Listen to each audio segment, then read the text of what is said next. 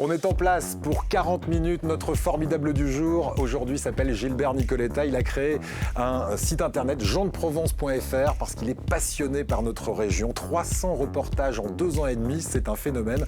On le rejoint tout de suite. Voici Gilbert Nicoletta.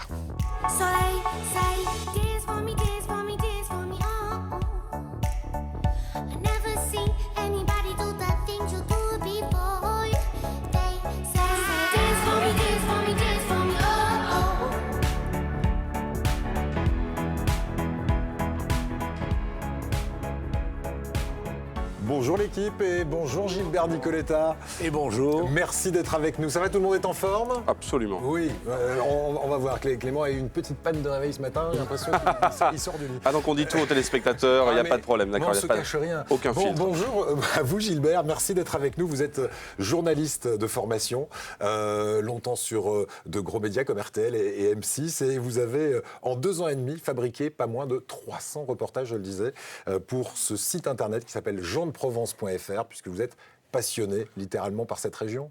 Absolument, absolument. En fait, l'aventure a démarré il y a durant le Covid. Ouais. Durant le Covid, mon épouse et moi, qui avons des antécédents journalistiques, on s'est posé un petit peu la question comment occuper cette période qui était un petit peu chronophage. Et donc, on s'est dit, on aime le journalisme, on aime rencontrer des gens, on aime la Provence. Eh bien, créons Jean de Provence. Voilà, alors on va voir dans un instant. Un jour, on s'est dit, créons Jean de Provence. Voilà, et on va voir ce qu'est ce média. Vous avez une chaîne YouTube associée. Ces reportages, je le dis, sont complètement gratuits. Et on va en parler pendant toute cette émission. Mais juste avant, je vous présente ceux qui vous entourent. Il y a Clément Fraise. Bonjour Clément, petite mine ce matin, non? Non, pas petite mine. Non, je vais très bien, je suis très en forme, j'étais même en avance, voilà, ça c'est pour rétablir la vérité. C'est ça, il est tombé du lit. Clément, vous allez lire comme dans un livre. Alors non, oui, je vais tenter de deviner, de déduire de la part de notre invité quelque chose ce matin. D'accord. Oh. Bon, eh ben, écoutez, on va... Quelle épreuve, voilà, quelle épreuve. Une expérience à laquelle vous allez vous livrer tout à l'heure, Gilbert. Vous êtes d'accord? Ah oui, absolument. Bon. Et puis, Isabelle Delmas, c'est notre psychothérapeute.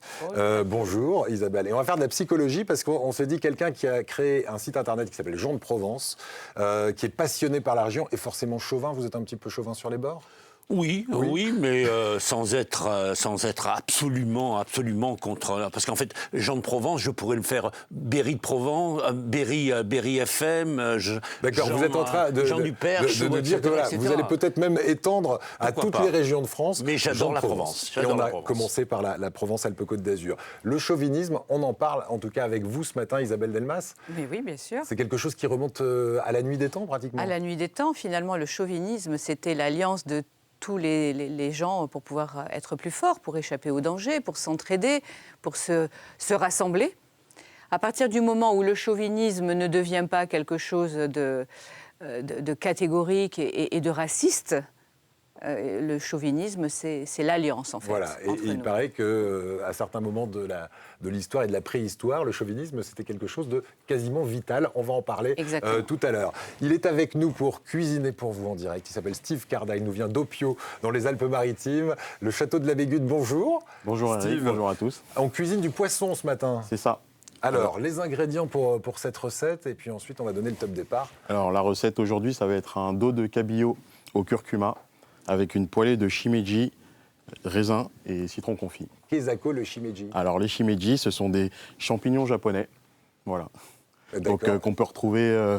On a des blancs, on a des bruns. Enfin, c'est un peu comme la texture du champignon de Paris, mais je vais vous expliquer un peu plus tout à l'heure les détails. Merci beaucoup. Top départ, Steve, pour cette recette qu'on va suivre comme tous les jours en fil rouge dans l'émission. Gilbert Nicoletta, quelle est l'idée de départ de ce site internet Jean de Provence? Vous m'avez dit, c'est pendant le Covid, on avait follement besoin et envie de rencontrer du monde malgré cette période qui était un peu difficile. Ça a été le déclencheur. Mon épouse et moi, on avait besoin de rencontrer du monde, on avait besoin de s'exprimer. Donc on a fait un état des lieux, comme je vous le disais tout à l'heure. Et l'état des lieux nous a dit, bon, écoute, on aime rencontrer des gens. Moi, j'aime j'aime tourner, je fais beaucoup de vidéos. On aime la Provence, hein, sans chauvinisme, mais tout de même, nous aimons la Provence. On a le droit d'être chauvin. Hein. On peut. Ici, on est les rois du chauvinisme. Hein, je le dis, hein. Mais restons ouverts malgré tout. Et donc, eh bien, on s'est dit, on va créer un site, un blog, www.jeandeprovence.fr, avec toutes les déclinaisons. Hein. Les déclinaisons, c'est Facebook, c'est Instagram, etc., etc. Et puis, et nous voilà partis. Donc, en tant que journaliste, on avait quelques réseaux qui étaient prêts à être activés. Ouais. Et nous avons démarré et on s'est aperçu que les gens adorent que l'on parle d'eux.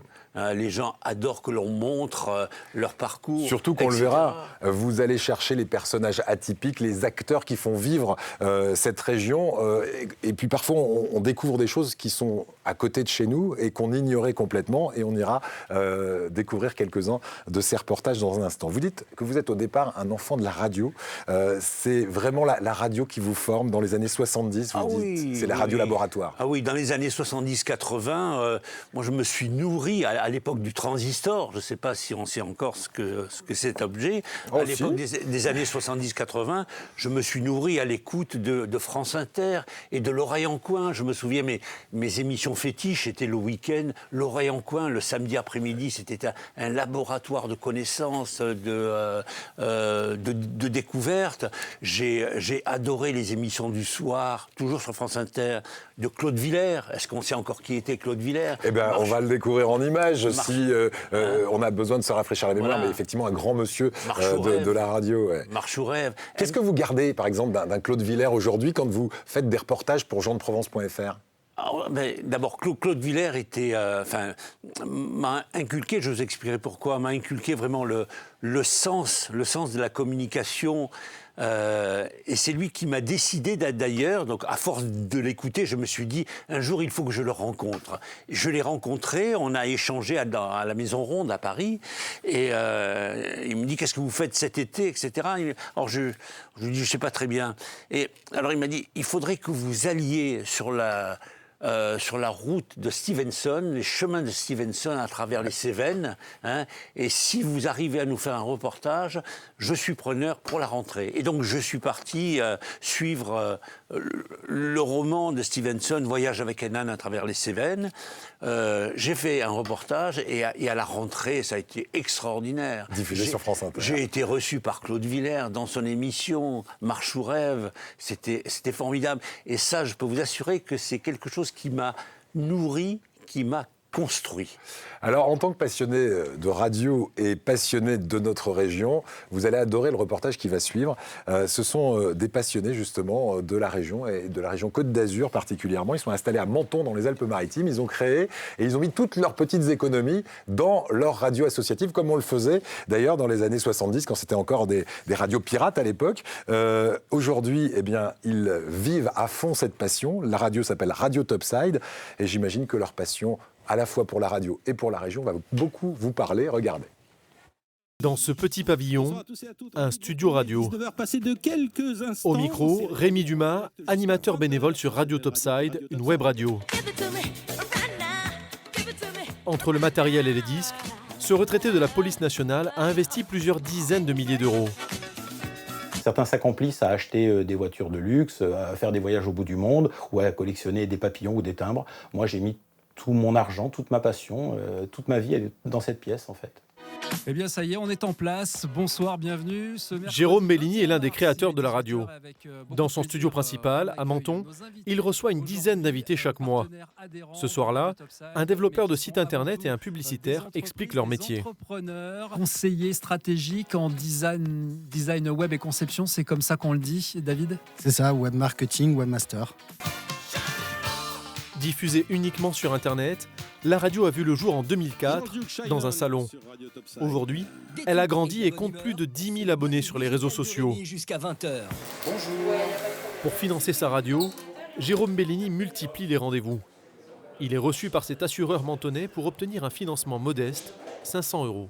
Ce côté diffuseur d'informations sur le bassin mentonnais, ça nous plaît. Aujourd'hui, tu mets en avant des sociétés qui sont aussi nos clients et tu les mets en avant à travers tes émissions, à travers aussi ton site internet. On en parlera tout au long de cette émission. Topside a un budget d'environ 25 000 euros. La majeure partie des fonds provient de l'association qui gère la radio, NIP Productions. Elle aurait mis 10 ans pour être à l'équilibre financièrement et cela a demandé beaucoup de sacrifices. On s'est privé de vacances, on s'est privé de cadeaux, on s'est privé de certaines choses. On roule dans une voiture familiale qui est loin d'être une voiture très classieuse pour les gens qui vivent sur la Côte d'Azur. Pour l'instant, Radio Topside reste diffusée uniquement sur Internet, là où se joue l'avenir des radios, selon son président. Vous vous reconnaissez dans ces passionnés, forcément? C'est formidable. Ouais. C'est formidable. J'ajoute juste un petit détail. Je pensais que la radio avait disparu. Heureusement, il existe des podcasts. Oui, absolument. Des podcasts qui nous permettent justement de garder cette attache avec le son. Et l'imaginaire qui l'amène avec lui, ce son. Parce qu'effectivement, quand on donne des images, voilà, tout est servi sur un plat. Effectivement, le son amène une autre dimension pour l'imaginaire. Clément nous disait aussi qu'en regardant ce reportage, ça lui rappelait d'anciens souvenirs. Vous étiez matinalier à la radio, vous? J'ai fait des petites matinales sur des web radios, oui. Voilà. Ouais. Un temps que ceux de mon âge ne peuvent pas connaître. Voilà. Et à l'époque, il se levait à l'heure. À l'époque, je me levais à l'heure. Voilà. Et un jour, j'ai été en remplacement sur la libre antenne du soir, qui était le 21h minuit, et je me suis levé à 4h du matin pour faire la radio. C'était une nuit sympa. Oui, voilà, ce sont des journées parfois un peu continues à la radio. Gilbert, dans un instant, on verra que c'est la vidéo que vous utilisez pour mettre en valeur notre région sur votre site internet et votre chaîne YouTube. Jean de Provence, d'ailleurs, on peut aller pianoter pendant qu'on regarde cette émission. Vous allez y trouver de très très nombreux reportages. Juste avant, on va passer en cuisine. On parle aussi un peu cuisine et art de vivre oui, sur votre gastronomie, bien sûr, votre chaîne. Alors, Steve, ce sera peut-être une prochaine destination. On est à Opio avec lui dans les Alpes-Maritimes. C'est ça.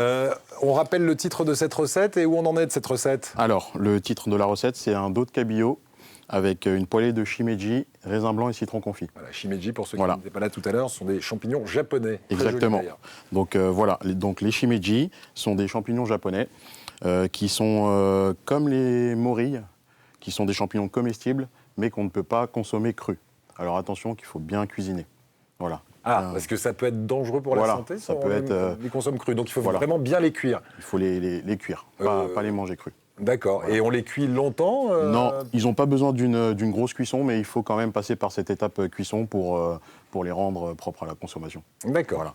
Donc, vous avez fait peur à tout le monde. Non. Il a dit j'allais en voler un pour le bouffer. Donc. Oui, très bien. Donc les shimeji, on va les tailler juste avant la base pour garder la partie la plus jolie du champignon. Ouais. Donc voilà, qui fera... Rassure-moi, Steve, si Clément en avait consommé un ou Gilbert, c'est pas mortel. Non. Voilà. C'est juste que ça dérange un petit peu, mais c'est pas mortel. C'est juste un peu incommodant sur une journée ou deux. Voilà, on n'est pas sur de la manite falleuse. Voilà. Non, pas longtemps. Là, je vais attendre qu'il soit cuit. Donc voilà. Donc là, on taille les champignons. Et une fois qu'on les a taillés, on va passer à l'étape cuisson. D'accord. On va venir les saisir dans une poêle avec un peu d'huile d'olive, un tout petit peu de beurre et du sel. Allez, on vous laisse continuer et on vous retrouve tout à l'heure. Gilbert Nicoletta est notre invité. Vous êtes le créateur du site internet jeandeprovence.fr et de la chaîne YouTube associée, Jean de Provence. Vous tapez ça sur internet tout simplement et vous allez retrouver pas moins de 300 reportages tournés en l'espace, on le disait tout à l'heure, de 2 ans et demi. C'est un record, vous êtes extrêmement productif, mais comment est-ce que vous choisissez les thématiques et les lieux de tournage? C'est vraiment le bouche à oreille? Alors, je tiens d'une part à préciser que c'est une entreprise collégiale. Et familiale. Familiale. Mon épouse et moi, donc nous travaillons à nourrir le contenu. C'est-à-dire que lorsque vous allez sur Jean de Provence, vous avez la page de garde, bien évidemment, et puis vous avez différentes rubriques. C'est loisirs, culture, gastronomie, etc., etc. Donc vous pianotez, vous avez le contenu et le déroulé de ces différents reportages. Je veux dire, Je suis tenté de dire que nous sommes un peu victimes de notre succès. Et sans doute, parce que là vous en produisez quasiment quotidiennement. Ça devient presque de l'esclavage médiatique. Voilà, on s'y connaît ici. Voilà. Je pourrais en produire quotidiennement. Mais malgré tout, nous essayons de laisser à chaque reportage le temps d'être apprécié par les internautes. Par les internautes. Donc voilà. Donc, d'une part, nous sommes victimes de notre succès, et d'autre part, nous sommes de plus en plus exigeants. Comme vous le rappeliez tout à l'heure, nous essayons de chercher des gens qui sont formidable. Voilà. Ça me rappelle une émission. Mais absolument. Et atypique. Alors, comme par exemple, ceux qu'on va voir dans ce reportage, moi je ne savais pas que les légionnaires cultivaient la vigne dans notre région. Le vendange chez les légionnaires. On est à Puy-Loubier, dans les Bouches-du-Rhône. On regarde un extrait et puis après vous allez nous dire comment vous les avez rencontrés et comment s'est passé ce tournage. Regardez. Je suis le lieutenant-colonel Manona, directeur de l'Institution des Invalides de la Légion étrangère. L'Institution des Invalides de la Légion étrangère, c'est un foyer d'accueil pour anciens légionnaires. Nous accueillons actuellement environ 80 pensionnaires, retraités ou blessés de la Légion étrangère. Et vous êtes ici aujourd'hui pour assister à une partie de nos vendanges, celle de parcelles que l'on fait à la main. Quelques mots sur la présence de la vigne dans ce décor. C'est très simple, l'institution doit vivre, doit fonctionner, il faut générer des revenus et une des façons de la générer, c'est de faire du vin. Donc c'est pour ça que vous avez sur le domaine 40 hectares de vignes et 10 hectares d'oliviers. Là vous êtes sur une parcelle qui a été plantée en 1968. Une des plus vieilles parcelles du domaine, qui est plantée ce qu'on appelle en gobelet, et qui est notre parcelle tradition ramassage à la main. Les 37 hectares qui restent sont des parcelles un peu plus évoluées, des parcelles palissées qu'on ramasse à la machine annuellement. Donc nous ici on travaille sur 3 couleurs de vin. On travaille sur un vin rouge avec du syrah, on travaille sur un vin rosé sur du grenache et on travaille sur un vin blanc avec du rôle. Voilà, donc c'est un extrait, si vous voulez voir l'intégralité de ce reportage, c'est sur jeandeprovence.fr, c'est l'un des 300 reportages. Donc vendange et légion, typiquement, comment vous découvrez ce sujet, comment vous décidez avec votre épouse, collégialement, d'aller tourner ce reportage? Donc je savais qu'Aubagne était... la ville de la Légion, la ville de la Légion depuis 60 ans. Depuis 60 ans, la Légion s'est installée à Aubagne. Et puis donc, par un ami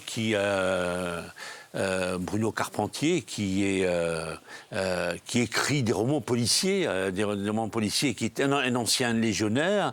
Donc j'ai appris qu'il y avait, au-delà de cette maison de retraite, qui accueillait les légionnaires en fin de vie, il y avait un espace viticole. Et donc voilà, un sujet formidable. Donc je me suis rapproché des légionnaires, j'ai été forcément bien accueilli. Et puis à l'occasion des vendanges, on s'est dit, on y va, on va tourner. Et ça fait partie des reportages très très agréables à réaliser. Voilà, vous avez pu goûter un petit peu la production? Oui, là, bien évidemment. Il y a un raisin, il y a un muscat, qui est délicieux. Voilà. Mais à côté de ça, le vin l'est tout autant.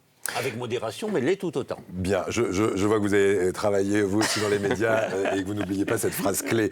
jeandeprovence.fr pour découvrir ce reportage. Tout à l'heure, nous irons à la découverte d'un drôle de personnage qui a créé sa propre activité. Lui, il est plongeur, ramasseur de balles de golf. Eh bien, il gagne sa vie grâce à ça. Vous nous le confirmez? Absolument. On va découvrir ce personnage-là aussi atypique qui sillonne les golfs de notre région. Et alors... La transition est toute trouvée puisque c'est sur un autre golfe qu'on se rend, celui d'Opio, où est installé le château de la Bégude, avec notre chef Steve Carda. Truc et astuce pour bien réussir cette recette, Steve? Alors, le truc et astuce pour bien réussir cette recette, ça va être de choisir déjà un bon cabillaud. Donc en ce moment, on est sur la période du scray. Donc c'est du cabillaud qui vient de Norvège. Donc pour la petite anecdote, le scray, ça veut dire vagabond. Parce que le cabillaud, ce scray, justement, fait plus de 1000 km pour aller se reproduire dans les eaux de Norvège. Voilà, donc c'est vraiment du saumon sauvage. Là, voilà, donc c'est du cabillaud. Du cabillaud sauvage, pardon, du cabillaud sauvage. Donc il aura une chair un peu plus épaisse et bien ferme. Voilà. Donc du coup, on va venir saupoudrer notre cabillaud de curcuma. Ouais, voilà. Ça lui donne une belle couleur. Voilà, ça va lui donner une belle couleur. Et on va venir faire un petit boudin comme ça. que vous pouvez faire à la maison, hein, dans du cellophane. Voilà. Donc vous roulez le cabillaud comme ça et vous le laissez 1 heure au réfrigérateur. D'accord. Donc c'est juste pour qu'il prenne sa forme et le goût évidemment de ce qu'on a mis. Qui va lui permettre de prendre la forme, de garder cette forme et d'avoir aussi cette jolie déclinaison de couleurs. Bon, Isabelle, ça va vous pouvez reproduire à la maison. J'en peux plus, ces odeurs sont trop tentantes, j'ai envie de manger tout de suite. Mais ne mangez pas, parce qu'avec vous, on va parler psychologie et chauvinisme, on le disait tout à l'heure dans le sommaire. Donc vous ne vous sentez pas forcément chauvin, même si vous produisez énormément de reportages qui mettent en valeur notre région. Absolument, j'aime la Provence, mais je vous dis... Mais vous aimez beaucoup d'autres régions. Voilà. Le chauvinisme, un concept qui nous viendrait de la préhistoire, Isabelle. Qui vient de loin, en fait. Et salvateur pour l'homme.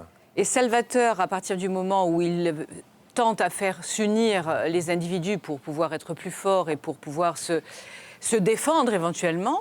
Et à l'heure d'aujourd'hui, évidemment, on n'a plus besoin de ça. On ne va pas se battre contre les gens qui habitent dans les Alpes. Voilà. Mais aujourd'hui, on peut dire aussi que le chauvinisme, psychologiquement, il est un peu lié aussi au besoin d'avoir des racines.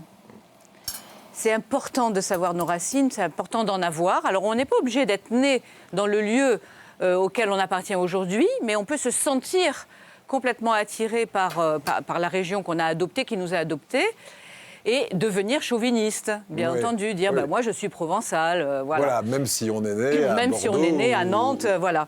Okay. C'est vraiment ce besoin d'avoir des racines, c'est très important pour rester debout. Un arbre a besoin de racines, nous aussi, on a besoin de racines. Ce besoin de racines, il est depuis l'enfance, bien entendu. Hein, si l'enfant n'a pas de racines, il erre en quelque sorte, il devient un adulte. Donc vous voulez errant. dire que c'est plutôt bien d'être chauvin, sans chauvinisme, pas de racines Vous êtes d'accord avec ça, Gilbert Nicoletta vous, votre région, par exemple, d'origine, c'est laquelle ? C'est Marseille, c'est la Provence. Mais alors, moi, ce qui me dérange un petit peu, c'est chauvinisme qui peut déborder sur fanatisme. Parce que, absolument. Exactement. Sur fanatisme. On est d'accord, Isabelle, qu'il y a chauvinisme et chauvinisme. Exactement. Et ça me dérange un petit peu. À partir du moment où le chauvinisme devient quelque chose d'excessif et qu'il permet à quelqu'un de dire tous les autres sont mauvais ou on doit lutter contre les autres, on n'est plus, pour moi, on n'est plus dans le chauvinisme, même si dans le dictionnaire, chauvinisme, c'est un petit peu relié à nationalisme, à quelque chose d'agressif. On peut être chauviniste et ne pas être agressif. C'est-à-dire accepter très bien les autres que régions. Les autres mais dire la mienne, elle est quand même meilleure. Voilà. Ou dire je suis fier de la mienne. On n'est pas obligé de dire que c'est la meilleure. On peut juste dire je suis heureux d'appartenir à telle et telle région, à telle et telle. Voilà. Il y a des chauvins sur le plateau. Steve, vous êtes plutôt chauvin, vous, du côté d'Opio ou non, pas forcément. Non. Clément, alors chauvin au Bagné. Non, même pas. Mais je vais te faire un t-shirt. La mienne est meilleure. Voilà, oui, c'est vrai. Par rapport à ton émission. Non, elle est beaucoup trop tôt le matin. On ne peut pas dire des choses pareilles. Isabelle, merci beaucoup de nous avoir éclairé sur ce chauvinisme bienveillant, évidemment. C'est celui-là qu'on va garder. Dans un instant, on va continuer à cuisiner avec Steve, mais juste avant, comme promis, on revient sur votre chaîne YouTube, Gilbert Nicoletta, et quelques-uns de vos reportages. Steve, à Opio, est-ce que vous avez déjà croisé un plongeur dans les petites mares, vous savez, des golfs? Non. J'ai jamais vu. Eh bien, vous allez peut-être voir pointer le bout de son nez. Il s'appelle Jérôme Duguet. Expliquez-nous qui est Jérôme Duguet, Gilbert. Jérôme Duguet est un passionné de golf, mais qui a envie de percevoir un complément de salaire, au-delà des cours de golf qu'il prodigue. Et donc, sa passion aujourd'hui et son activité, entre autres aujourd'hui, est d'aller plonger dans les pièces d'eau qui se trouvent sur les golfs pour ramasser des balles. Et c'est un petit trésor qui se trouve à l'intérieur de ces mares. Ça vous parle, Isabelle? Vous faites du golf? Je fais du golf. Et vous perdez régulièrement vos balles? Eh ben non. Non? Voilà. Eh ben, bravo. Pas trop régulièrement. Vous êtes une bonne golfeuse, mais certains... Ah oui, dans le reportage qu'on va voir. Il y en a beaucoup. Vous allez vous apercevoir que ce sont des kilos entiers, regardez, qui va ramasser. Et on va justement le voir en pleine action, ce monsieur qui a créé sa propre activité, qui en plus est bonne évidemment pour l'environnement, puisqu'il recycle ses balles et il les vend 5 fois moins cher, c'est ça, que des balles neuves? 5 fois moins cher, et il le vend dans les boutiques de golf. golf. Et puis ça a un effet écologique, puisqu'il nettoie les fonds des pièces d'eau en ramassant toutes ces balles. Et il doit y avoir un sacré boulot dans la région parce qu'il ne manque pas de golf en Provence-Alpes-Côte d'Azur. Absolument. Regardez donc Jérôme Duguet et ce reportage réalisé par Gilbert Nicoletta, notre invité pour Jean de Provence. Bonjour, je m'appelle Jérôme Duguet, je suis ramasseur de balles de golf et nous nous retrouvons aujourd'hui au golf de la Cabre d'Or où je vais exercer mon activité. Alors ça y est, Jérôme, là, vous mettez le costume. Je mets le costume, je mets la tenue de combat pour aller chercher les fameuses balles de golf. Ah oui, c'est visiblement la partie la plus délicate. C'est la plus délicate, c'est fastidieux, c'est fatigant, mais on va y arriver. Ah, ça y est. La première pêche a été bonne, là, non? Sans bouteille, hein? Ça, c'est la pêche d'échauffement, c'est des balles qui ont été perdues il y a moins d'une semaine, qui sont fraîches. Et ça permet de se mettre dans l'ambiance au niveau de la température de l'eau. Et maintenant, on va aller chercher les bouteilles de plongée.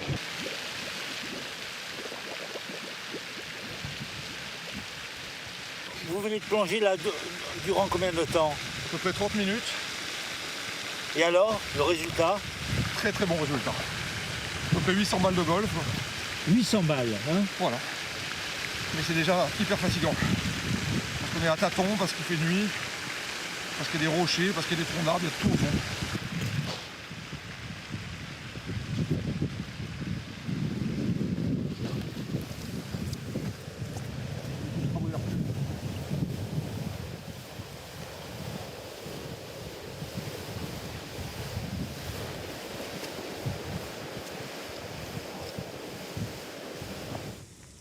Quel est le rôle de ces ramasseurs de balles sur un golf? Est-ce qu'ils font vraiment œuvre utile? Ah oui, de toute façon, ils font œuvre utile, puisque, ça va éviter toute pollution, de toute manière, puisque un golf, par essence, déjà, c'est pas un endroit particulièrement propre. Il y a beaucoup de pesticides qui sont utilisés, donc n'en rajoutons pas. Même si c'est manucuré, on n'a pas ce résultat-là de façon naturelle. Ramasser les balles, c'est indispensable encore une fois pour la pollution. Bon, et puis, en plus, ils les revendent à bas coût. Donc pour les mauvais joueurs comme moi, c'est assez formidable de pouvoir les acheter une fois qu'elles ont été reconditionnées. Alors ça, Jérôme, en quelque sorte, c'est un petit peu ce que l'on appelle le produit fini. Exactement, c'est les 20% qui restent pour le marché français. Donc ce sont celles qui sont vraiment en super état. On le voit, elles ne sont pas neuves, mais elles sont quasiment neuves. Elles sont en super état. Alors comment sont-elles nettoyées? Elles sont nettoyées sans aucun produit chimique, donc elles tournent dans une machine à laver avec du savon noir. Et après, elles sont séchées et elles sont repackagées par marque et par couleur. Et vous les revendez à quel endroit? Soit dans des magasins de grande distribution comme Decathlon, soit aux particuliers, soit dans les pro shops de golf. À titre indicatif, quel est le coût d'une balle neuve et quel est le coût d'une balle dite recyclée? Alors une balle neuve, on les trouve entre 50 centimes d'euros et 5 euros pour les plus chers. Et une balle recyclée, vous allez la trouver entre 10 centimes d'euros et 1 euro. Voilà.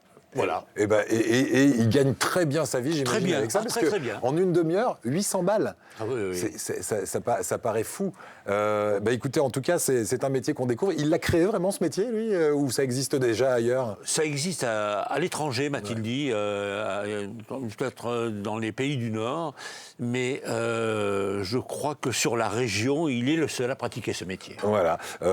Donc, j'imagine qu'il est très sollicité, ou c'est lui qui va de golf en golf dans la région pour demander...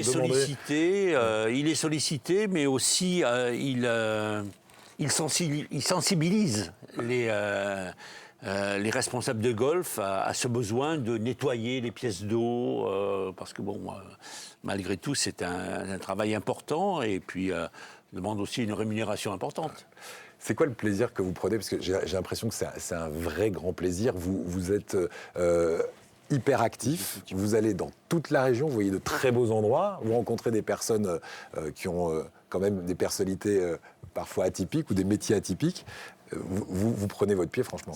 Je prends, alors, pour reprendre votre expression, je prends mon pied. Le plaisir est simple, c'est-à-dire, moi je suis très curieux de ce que font les autres, de l'activité des autres. Et rien de mieux que de parler de soi. Vous êtes bien placé pour m'approuver dans cette démarche. Et d'entendre parler les autres d'eux-mêmes. Et puis surtout, ce qui est intéressant, c'est que les gens parlent de leur passion, sortant un petit peu de leur vie quotidienne, parlent de leur passion, de leur itinéraire, de leur changement de vie, de leur renonciation, de leur choix, etc. Enfin, il y a une richesse. Et une diversité de sujets qui va vraiment convenir à absolument tout le monde. Dans un instant, on verra la partie art de vivre aussi de votre site internet, jeanprovence.fr, et de cette chaîne YouTube, avec des reportages complètement gratuits. Si on vous en parle ce matin, c'est parce que il n'y a pas besoin de s'abonner particulièrement. Et là, tout à l'heure, nous irons dans le Vaucluse, sur le domaine de Sannes. On était où là pour le golf? Là, nous étions au golfe de la Cabre d'Or, qui, de mémoire, doit se trouver dans les Alpilles. Dans les Alpilles. Restez bien avec nous, Gilbert. Dans un instant, nous aurons un personnage célèbre que vous avez interviewé, un grand chef d'industrie français. Mais juste avant, un grand mentaliste français va s'occuper de vous. Est-ce que vous êtes prêt à partager une expérience avec Clément Fraise? Formidable, parce que la plupart des gens ne savent pas à quelle sauce ils vont être mangés. Non, mais c'est un homme courageux, Gilbert. Mais j'en suis sûr. Alors, voici, j'ai ici deux pièces qui sont deux pièces fétiches. Il y en a une qui est en cuivre, il y en a une qui est en argent, enfin en tout cas couleur cuivre et couleur argent. Elles représentent un petit peu les deux facettes de ma personnalité. Il y a Elisabeth II sur la pièce de cuivre, parce que je suis féru d'Angleterre. Ah bon, c'est votre côté reine d'Angleterre? C'est mon côté reine d'Angleterre, c'est mon côté... Oui, un petit peu, un petit peu queen, oui, c'est vrai. Non, mais j'aurais aimé être anglais. Et René Descartes, Cocorico, pour le côté cartésien, évidemment, que vous me connaissez, cher Eric. Je vais prendre l'une de ces deux pièces. Alors, juste spontanément, si vous deviez là choisir spontanément entre l'une de ces deux pièces, vous prendriez laquelle? C'est celle qui brille le plus. La plupart des gens pensent Descartes. Mais maintenant que je sais ça, je vais moi prendre une pièce. Attendez, juste avant, je vais écrire quelque chose. C'est trois fois rien, mais ouais,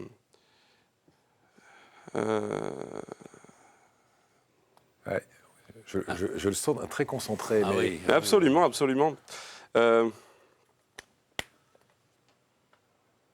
Oui, hésitation Petite hésitation, mais je vais cacher ça juste là. Ouais. On va simplement faire quelque chose. Je vais vous confier le marqueur. Et voilà l'idée. Nous allons placer ces deux pièces dans ma poche. Je vais juste moi prendre une seule des deux pièces. Je ne vous dis pas laquelle. Je vérifie juste qu'il s'agisse de la bonne. Oui, c'est bon, c'est bien ça. L'idée est la suivante. Maintenant que j'ai l'une de ces deux pièces, vous allez tenter de deviner quelle est la pièce dans la main. C'est vous qui allez jouer le mentaliste. Mon objectif à moi, on va le faire 8 fois. 8 fois? 8 fois, très rapidement. Vous allez tenter de deviner quelle est la pièce. On a le temps en régie, on me dit. C'est bon, allez-y. Bon, je vais faire une petite sieste. Non, mais vous allez voir, l'idée est très simple. Vous allez tenter de deviner la pièce. Mon objectif, c'est qu'il ne fasse pas d'erreur. Enfin, de ne pas faire d'erreur. On va dire que j'ai 3 erreurs. Pas 3 droits à l'erreur, 3 erreurs. Au bout de 3 erreurs, c'est perdu. On est d'accord? Allez. Allez, je vous en prie. À votre avis, j'ai la pièce Descartes ou Elisabeth? Descartes. Descartes. Formidable. Donc, on va mettre un petit juste. J'y retourne. La plupart des gens pensent que j'ai gardé Descartes. À votre tour de me dire si c'est Descartes ou Elisabeth. Descartes. Elisabeth. Aïe. Déjà la première erreur. Alors là, il y a un suspense qui commence à naître. Moi, j'aime bien. Faut qu'on ait 5 sur 8, minimum. C'est ça, minimum. C'est la note minimum. Descartes. Descartes? Yes. On est bon. Très bien. Ouais, qu'est-ce que j'avais noté pour l'instant, juste sur le... Ouais, je sais pas trop. Allez, on y retourne. Allez. Quel suspense. Ouais, il y a du suspense. Allez-y. J'étais pas prêt. Ouais. Descartes, bien sûr. Descartes? Ah oui, bien sûr. Descartes. Elisabeth. C'est pas grave. Allez, on y retourne. Non, mais il s'est réveillé un peu difficilement ce matin. C'est pour ça. Allez-y. À nouveau. Descartes. Oui, là, c'est juste. Très bien. Voilà. Non, mais là, il y en a 5. Donc, sur les 3 prochains, il ne faut pas que je me trompe. Allez-y. Descartes. Oui. Il en reste 2. Et j'espère ne pas me tromper. Descartes, bien sûr. Bon. Oui. La dernière. Gilbert, quand vous en avez marre, mais c'est fini. On arrive à la fin. Une chance sur 2. Voilà. Allez-y. Et Descartes, bien sûr. Et Elisabeth. Ah. Bon, 3 erreurs, c'est dommage, c'est perdu. Non, on avait dit 5 sur 8. 5 sur 8, bon, c'est bon. 5 sur 8, c'est bon. Qu'est-ce que vous aviez prédit? On pourrait penser comme ça que ça a l'air facile, mais mine de rien, une chance sur 2, plus une chance sur 2, c'est une chance sur 4, plus une chance sur 2, sur 8, sur 16, sur 32, sur 64, sur 128, c'est des nombres exponentiels, et sur 256. Voilà, vous m'avez perdu, moi qui avais à peu près 2 sur 20 en maths, et je pense que vous aussi, vous êtes un littéraire. En fait, il y avait une chance sur 256. Je n'ai pas tout compris. Voilà. Alors, donc c'était quoi? Qu'est-ce que vous avez marqué sur votre fiche? Non, moi j'ai dit que j'avais 3 chances, mais j'ai dit que j'allais prédire votre comportement, j'ai pas dit que j'allais avoir juste à chaque fois, et effectivement j'avais juste, faux, juste, faux, juste, faux. Voilà. Sur 256, voilà.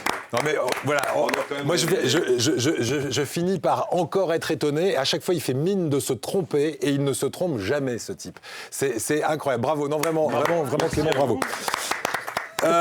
Gilbert, sur votre site internet, il y a aussi des idées sorties, des idées d'envie de se changer les idées, de changer d'air. Comment vous les choisissez? Là aussi, c'est des envies personnelles à la base? Des envies personnelles, des contacts, coups de cœur que vous faites partager, des coups de cœur, une observation de la vie régionale à travers ce que l'on entend, ce que l'on voit. La presse quotidienne régionale fourmille de très très bonnes idées. J'ai oublié de vous dire tout à l'heure, mon golfeur, je l'avais trouvé dans Var Matin. Donc vous faites une revue de presse bien sûr. Pour trouver ces sujets atypiques. On va partir maintenant du côté du Vaucluse. Je vous parle du domaine de Sannes. Comment est-ce que vous avez fait la rencontre de ce grand monsieur de l'industrie qui s'appelle Pierre Gattaz, ancien patron du MEDEF? Pierre Gattaz, c'est comment cette rencontre qu'elle s'opère? C'était un petit peu par hasard. Vous savez, lorsque je me promène dans tous ces villages provençaux, bien évidemment, à l'heure du déjeuner, j'échange avec le tenancier, avec le restaurateur, et ils sont ravis. D'abord, ils parlent de leur pays, et puis, effectivement, un jour, déjeunant à Cadenet, pour un reportage tout à fait étranger à celui-ci, donc je discute avec le patron du restaurant, qui me dit, mais vous êtes au courant, monsieur Gattaz vient s'installer sur nos terres. Ah bon, très bien. Et voilà, et donc j'ai enregistré cette remarque et je suis parti à la recherche du contact. J'ai redécouvert le contact. Je suis rentré en contact avec Pierre Gattaz, qui m'a accueilli au domaine de Sannes, puisque en plus il y a une actualité, tout ça est toujours lié. Il y a la personne, mais c'est toujours lié à l'actualité. Et Pierre Gattaz, sur le domaine de Sannes, souhaitait développer la partie viticole, mais aussi oléicole. Alors donc, je me suis dit, il y a une vie à raconter. Et vous avez été le rencontrer, extrait de ce reportage, avec les très belles images que l'on a déjà pu apprécier pendant que vous nous parliez de ce domaine de Sannes dans le Vaucluse avec Pierre Gattaz. Regardez. Je suis Pierre Gattaz, je suis président du directoire de la société Radial qui fait des composants électroniques. Je suis aussi patron de Business Europe, qui est l'association des patronats européens, et propriétaire du domaine de Sannes. Alors, est-ce que ce domaine-là, vous auriez pu l'acquérir en Touraine ou au Pays Basque? Je crois pas. Je suis passionné par la Provence depuis que je suis gamin, où j'allais chercher des plantes, des fossiles avec mes cousins et d'autres personnes. Donc j'ai été baigné par la Provence. Et puis j'ai une deuxième amour qui est le vin. Plus récent, et ce domaine de Sannes, ce projet en Provence, c'est exactement la symbiose entre ma passion de la Provence et ma passion plus récente du vin. Voilà, un domaine à visiter, parce qu'on fait aussi un peu d'onotourisme. On peut aller visiter les caves, les chais, comme vous l'avez fait vous? D'une part de l'onotourisme, et puis d'autre part, je l'ai tourné il y a un an et demi, durant l'été, il y a des soirées musicales, et il y a toute une activité autour de ce domaine qui rend le lieu Attrayant. Attrayant. Pour le moins. Oui. Tout comme cette assiette que l'on vient de vous servir, puisque comme on parlait de vin, quel vin pourrait accompagner cette dégustation de poissons? On parle de cabillaud norvégien, attention, c'est pas n'importe lequel. Ce matin, qu'est-ce que vous mettriez comme vin, Steve? Là, j'aurais mis un blanc un peu sec dessus, parce qu'il va y avoir l'acidité du citron, la rondeur du raisin. Enfin, je pense qu'un blanc un peu sec, ça pourrait bien s'accorder avec ce plat. Alors, goûtez, allez-y Gilbert, Clément, Isabelle, et rappelez-nous ce qu'on va trouver dans cette recette. Alors, les champignons sont cuits. Oui, tout à fait. C'est un dos de cabillaud. Ils sont cuits, les champignons, oui, on le rappelle. Hein. C'est ça.